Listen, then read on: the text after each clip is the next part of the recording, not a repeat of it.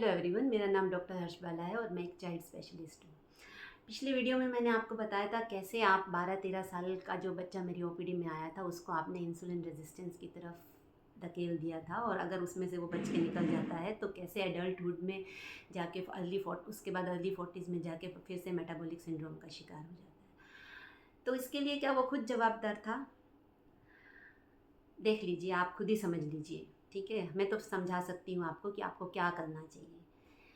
जब बच्चा पैदा हो तो उसको मदर फीड पे रखिए 6 मंथ तक, और उसके बाद अपने पीडियाट्रिशियन की सलाह से उसे कॉम्प्लीमेंट्री फीडिंग स्टार्ट करिए। कॉम्प्लीमेंट्री फीडिंग स्टार्ट करिए तो उसमें आपके सारे कंपोनेंट्स उसमें होने चाहिए, कार्बोहाइड्रेट, प्रोटीन, फैट, आपका घर की सब रोटी सब्जी, दाल चावल, ये सब होना चाहिए ताकि उसकी अच्छी डेवलपमेंट हो, उसके अच्छे माइक्रोब्स डेवलप हों।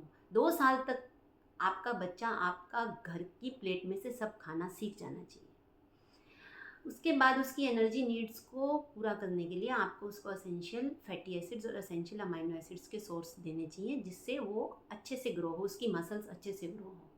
तो मसल्स की ग्रोथ के लिए खाली आपको न्यूट्रिशन ही देना चाहिए ऐसा नहीं है। मसल्स की ग्रोथ के लिए मसल को स्टिमुलस भी देना पड़ता है। बच्चों को खेलने दीजिए, जितना खेलेंगे उतना उनकी बोन्स और मसल्स जो है वो डेवलप होंगी। ठीक है, पढ़ना इंपॉर्टेंट है, लेकिन पढ़ने के साथ खेलना भी इम्पॉर्टेंट है। आजकल आपने बच्चों को क्या कर दिया है, बेचारे सारा दिन इसी में पड़े रहते हैं। स्कूल, ट्यूशन, वो रिलीजियस भी क्लासेस होती हैं, वो मदरसे जाते हैं, और फिर वो जैन्स होते हैं, उनके अपने कुछ रिलीजियस स्कूल्स होते हैं, उसकी एजुकेशन के लिए जाते हैं। बच्चों को टाइम ही नहीं है, तो कैसे उनकी मसल्स और बोन्स डेवलप होंगी? देखिए, जो अर्ली 20 ईयर्स होते हैं उसमें जितना आप स्टिमुलस देते हैं उतनी आपकी बोन्स डेवलप होती हैं।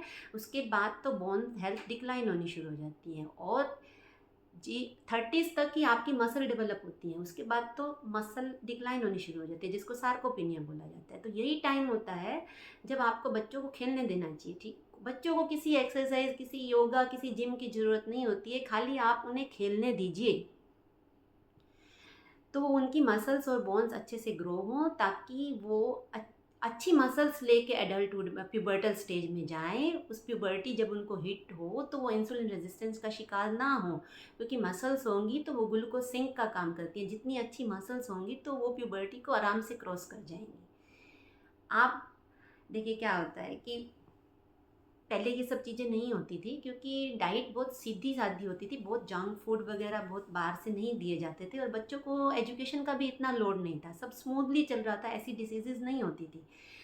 तो साइंटिस्ट भी इस बारे में कुछ ज़्यादा उनको ज़रूरत नहीं होती थी शोध करने की। लेकिन जैसे जैसे ये डिसीज़ेज़ बढ़ी तो साइंटिस्ट ने शोध करी कि ऐसा क्यों हो रहा है, तो उन्होंने पाया कि इसका कारण मेटाबॉलिक सिंड्रोम है।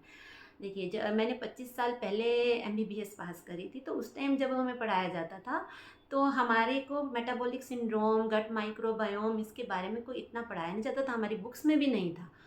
लेकिन हमने अपने आप को अपग्रेड किया। डॉक्टर्स को अपने आप को अपग्रेड करते रहना पड़ता है, क्योंकि साइंटिस्ट नई नई चीज़ें खोजते रहते हैं, और हमको वो जाननी पड़ती हैं क्योंकि सिनेरियो बदल रहा है।